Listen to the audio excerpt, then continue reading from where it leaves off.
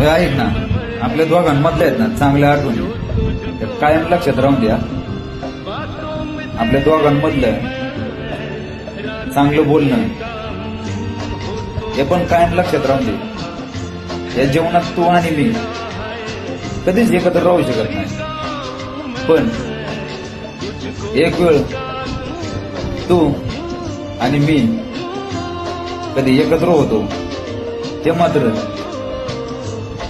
आयुष्यभर कधी विसरू नका.